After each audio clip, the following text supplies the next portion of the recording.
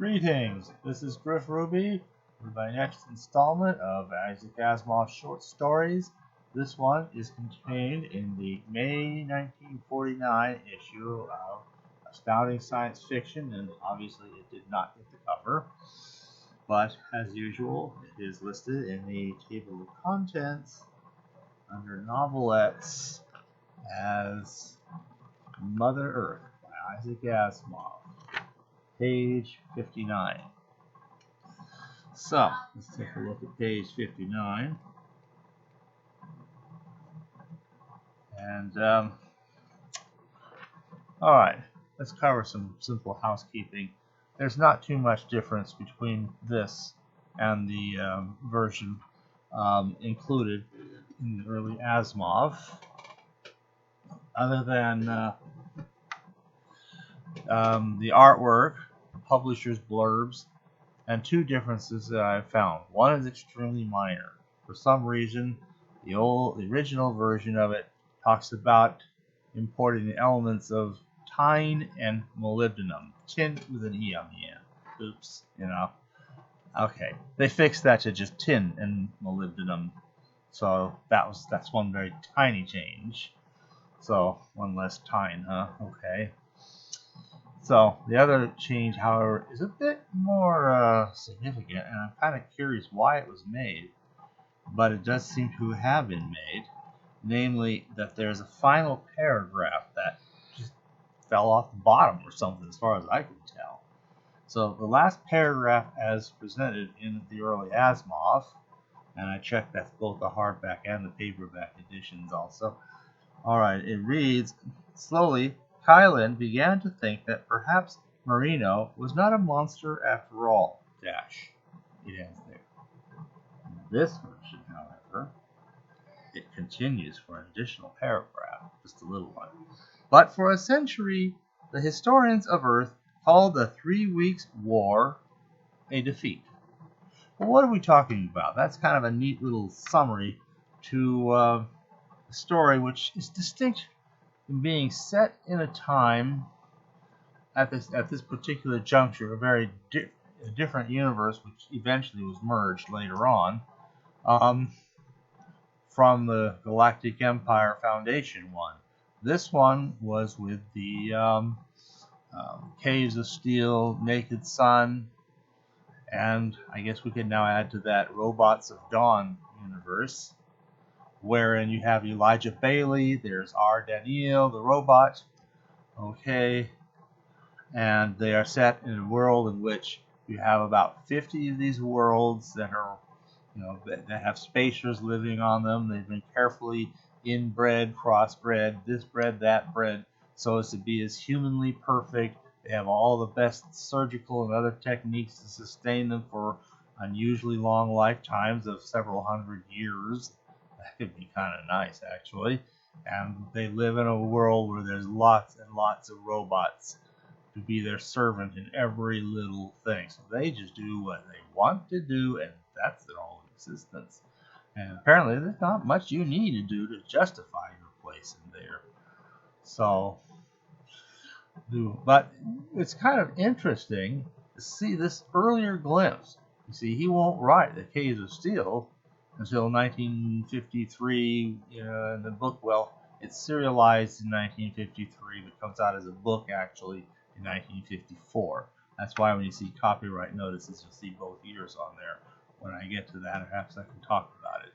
But for right now, about 1953, he's writing that, and then later, about 1956, 57, he's writing The Naked Sun, and of course, the Robots of Dawn is, of course, written in the 1980s. So that's quite a bit later. So these stories, though, are years away, and yet when he writes this story called Mother Earth, he is set in a universe that is very much that universe. There are 50 worlds held by these people known as spacers. They left Earth and colonized these planets, I don't know, centuries ago, and maybe even a millennia or two. I mean, some long time ago. And they've got their own civilization, and they're mostly pretty much getting by without any real contact with Earth. In fact, they're kind of resenting the Earth. The Earth had kind of treated them as colonies for quite a time, but gradually, as happens with a lot of colonies, the people of the colony, having had their standard of living, at least in some ways, raised by the colonial situation, but they still don't like being under somebody's thumb, however minorly and legally, technically, and they want to be their own people, be free. Yeah, okay. And so they can be their own people. So they want to go. They're thinking about wars with the Earth, and the Earth is there's a lot of tensions. There's still some trade, not a lot, and in fact, apparently, according to the story, the trade is shrinking down rather rapidly because of just increasing tensions between Earth and these 50 outer worlds. Now, let's kind of look at some of this stuff. The story itself, well, alright, I talked about the one interest, let's talk about the one other difference here. And that was the publisher's blurb on the first page and the artwork. So let's start with the publisher's blurb. The logic of empire building, as always in the past, led to the decline of the mother country and the rise of the colonies. Now, in the future, things will be different or not. So that's kind of, that's what the story is basically about. But there's something else here. The drawing, the main thing, showing a robot, and in fact, it's specifically claimed that they're talking positronic robots. Although I note that this story is not included in any of the robot stories. I don't know about. I'd have to check on the complete robot, but I know it's not in iRobot. It's not in the rest of the robots, even though just about everything else that involves robots is there. The only other exception I know is the story Death Sentence, where they found this planet with these positronic robots, simulating a society of beings that thinks of themselves as, apparently Earthlings. So, and that too doesn't seem to be included among the robot stories, although it mentions, however much in passing, positronic robots. But here, they're part of the culture of these outer worlds. They're not quite so much a part of the culture on Earth. There's a couple other drawings. There's a place. Now this one's kind of cool. This is showing kind of like an electronic, I guess you could describe as a kind of holographic meeting between people in different places. Maybe they've even done different planets, or at least different parts of the same planet. The guy in the foreground and the robot standing behind him are here in this room physically. This ghostly character and robot standing facing him and kind of halfway obstructing the window and door are the people that he's talking to, as it were, holographically projected from wherever they are. So it's kind of an early form of, like we have Zoom meetings, but that's just two-dimensional. Here it's like a Zoom meeting, but in 3D. It fills the room and so forth. Now, I don't know. Well, it's kind of interesting to see how when we get to the Naked Sun, and Elijah Bailey goes to Solaria. He meets up with Gladia Del Mar, who is also being spoken to in this manner. Everybody on Solaria is so, afraid of everybody's touch or closeness or contact. You can imagine COVID would never get anywhere in a place like Solaria. They've got social distancing down to a T. You live on this big ranch with literally tens of thousands of robots, all yourself, by your little lonesome. And the next territory, one person, and so on, all around the planet. So, interesting history that leads to it, and that kind of ties to one thing in this story, believe it or not, but we'll get to that. So, the idea being that you can have this conversation. This is an actual artistic portrayal of that sort of scenario, except that you can tell the figures are kind of ghostly looking, again, because they're not really physically in the room. In the other one, it's quite clear that Elijah Bailey was kind of shocked to see Gladia Del Mar just right there in front of him, not even worrying about whether she's dressed or put herself together or anything, like she's just right there in front of him, but she's not. It looks as real as if the person's there, according to the story. But, I mean, you put your hand right through, they're not there. It's not like a holographic image. It's not really there.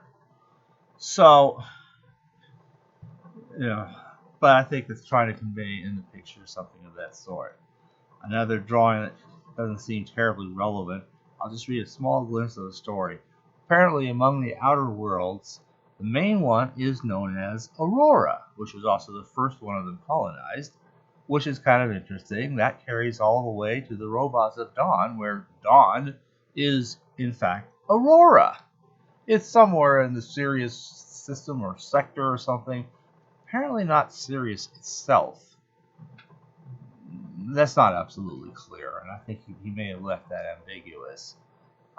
We have a very, very similar situation to this also in the Lucky Starr novels.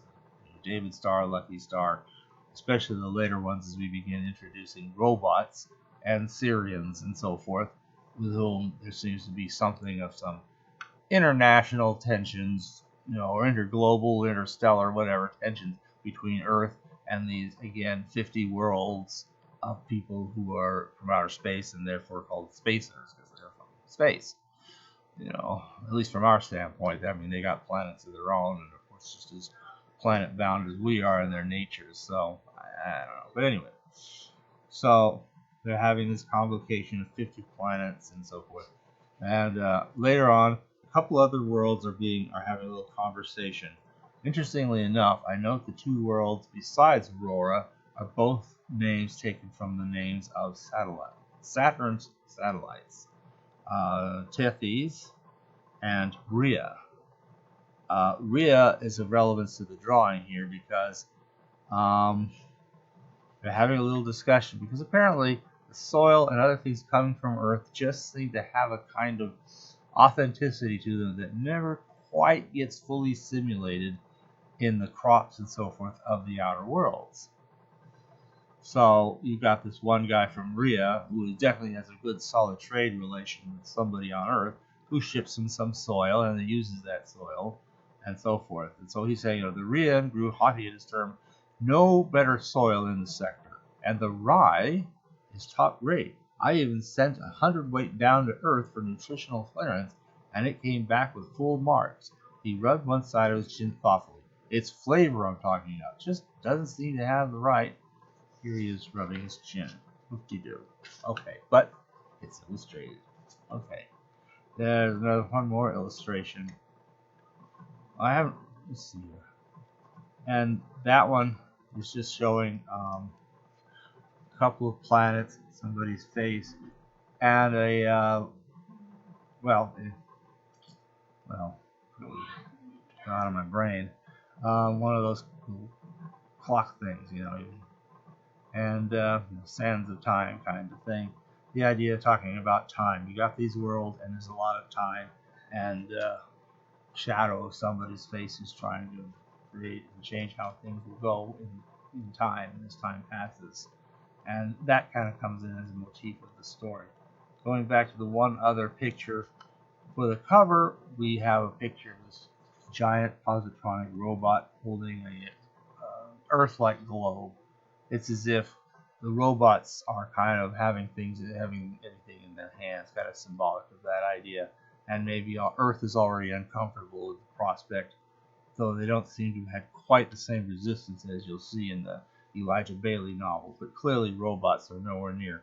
We first meet up with somebody named Gustav Stein, who was visited by a friend of his, Edward Field, and they had this rather interesting conversation about how civilizations can fall down and what points you can determine where it's starting to and where it's getting, more serious, and when it's like it's already over kind of points. So, and they mentioned something called the Pacific Project. It's a direct and intentional parallel to what was still fairly current at that time in the knowledge of people's minds, the Manhattan Project, which we all know developed the big bomb of World War II. So the Pacific Project, the idea is this is going to be like a war machine or something in case Earth and the outer planets, the 50 worlds, 50 spacer worlds should have a war. And In point of fact, it comes about that there is a war brought about, and you have these different. The idea is the Earth can't win, but that's okay because the real victory is not winning the war. They have a 3-week token war. Earth resigns, gives up, throws it a hand. We surrender. The outer world say, "Fine, here are our conditions. We have nothing more to do with you guys. Period. No trade. Don't come to us for anything, and we won't go to you for anything. You can live or die. We won't know. We won't care. And you stay in your little solar system and leave us alone. And we'll even kind of make sure you stay there." Uh, so, and that is seen in the long term as a kind of victory, even though it's kind of interesting as this dropped last paragraph states. It took a century for historians of Earth to call the 3 Weeks War anything but a defeat. Oh, we lost the war. But actually, they won it because the real goal had been, by severing that relation, now the 50 worlds will really be on their own.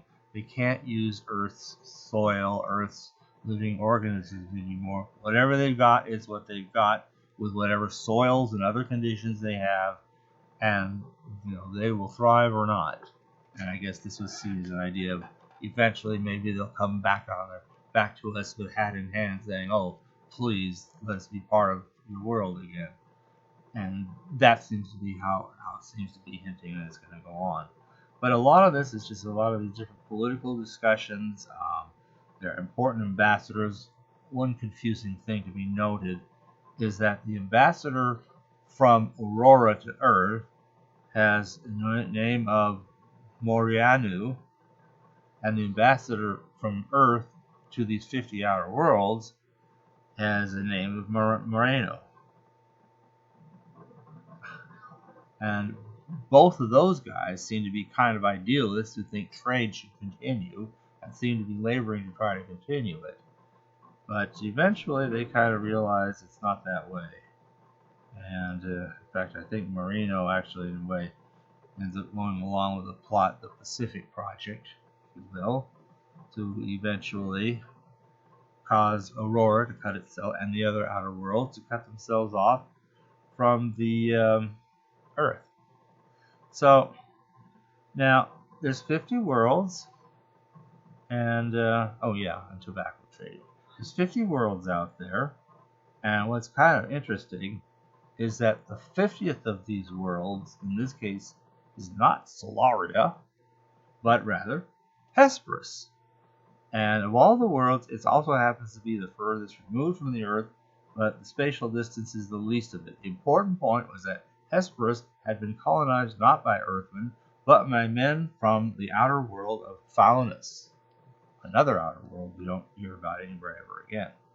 So when you look at that, there's a Tethys, there's a Rhea, Aurora, there's Fauna, there's Hesperus, and of course later on we will learn of Aurora. We will learn of Stellaria and much later. That ends up being a new 50th world with this distinct history. Hesperus seems to be just another world settled by these, and one could allow that. Either that's probably just a difference or a discrepancy. And then there would also be, I think it's Robots and Empire. That kind of continues this. Gladia is still alive, now several hundred years old. Elijah Bailey is this character, great but distant history, kind of a historical figure, like we say, like George Washington would be today, kind of a thing. So he kind of goes back a ways, or the Wright brothers, or somebody that's historically important, but it goes back a ways. And now Elijah Bailey, you could have people named after him. And so a lot of this is just these kind of political. Apparently Marino is actually part of this Pacific Project, trying to trick the outer worlds into going to war against Earth, winning a war, so-called, against Earth, and then thereby cutting themselves off from the Earth and its benefits, which will screw them all over much more than the Earthers. So Kalen is another guy I mentioned at the end here. He's another figure in all of this. Who basically Moreno is only going to be a temporary president. He's kind of too divisive, but he deliberately sets things up so Kalen will succeed him, and Kalen will be able to run things more smoothly, and I guess that's the happily ever after. So it's good, and it's kind of neat to see a world that we will see more of in two significant books of Asimov that come from then, and then another couple of books that would come much later. The Robots of Dawn, of course, being one, and well, we could talk about what goes on in those books when we get to them, if we get to them. And then Robots of Empire, which now kind of transitions clearly from, well, the 50 worlds are dying off. We've agreed to leave them alone. They stay away from us. They're already not expanding. So just let them be whatever they're going to be. And then, meanwhile, we have a new colonization going out from Earth to all the other planets of the galaxy that expand to become the great robotless, or at least virtually robotless, empire that we see in the Galactic Era novels, and that we see beginning to collapse in the Selden era, and fully collapsing during the interregnum between the Galactic Empire and the other one that the Foundation is helping civilization survive through. So, and then by that time you get to a point where that's right. In the Foundation and Earth, they will visit some of these planets. They visit Aurora, they visit Solaria, and they visit one other. It starts with M. I forget the name of it. And so that'd be another world of the 50. So other than that, I don't think we know much of the 50 worlds, other than that they were the civilization. Although perhaps they survive on a part of Trantor, sort of like Trantor, like a big New York City where you have these various ghettos of, here's the Italian section, and here's the Negro section, and here's the Jewish section, and here's the, several different, maybe the Chinese section, etc., etc. Very ghettoized city, and they wanted Trantor to look the same way, and it does in Prelude to Foundation, and also Forward the Foundation. You see Trantor as this very ghettoized place where you have the heat sink plays, you have the rival semi-almost government of YWE, you have the Streeling sector, you have the royal area with their royal gardens and palace and everything. Those are the main parts of Trantor you see in Prelude to Foundation and Forward the Foundation books. So, and then the Mycogens and the Mycogenians are basically, from what I can see, the descendants, the only surviving descendants of the whole robot culture of the 50 worlds. And they were so into, making everything so perfect. One thing they continued doing was that they became extreme experts in making very delicious food. Okay, but that gets into a whole different thing. But it's kind of neat to see the beginning of that part of the whole world of Asimov, and it gets its first presence in the story of Mother Earth. So that alone makes the story, as a story, kind of more interesting than the way it's written would justify. And I'll just put it that way. Well, that's enough. Thank you for listening.